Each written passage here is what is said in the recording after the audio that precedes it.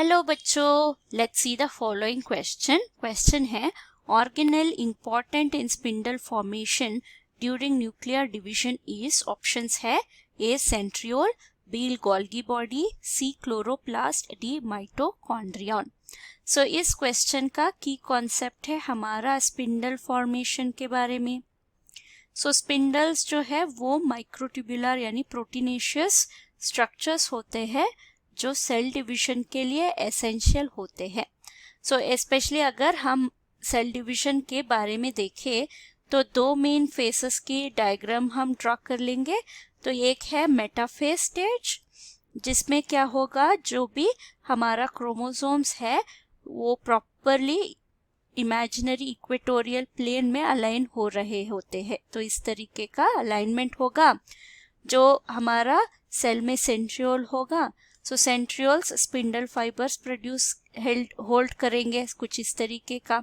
तो क्रोमोसोम को होल्ड करने के लिए हमें यहाँ पे सेंट्रियोल है और ये है हमारा स्पिंडल फाइबर्स और हमारा ये रेड कलर का है हमारा क्रोमोसोम। तो ये है हमारा मेटाफेज में सेल दिखने का तरीका। तो अगर नेक्स्ट फेज में क्या हो रहा है तो देखा जाए तो ये स्पिंडल फाइबर्स है, ये क्रोमैटिड को ऑपोजिट पोल पुश करना या पुल करना शुरू कर देंगे।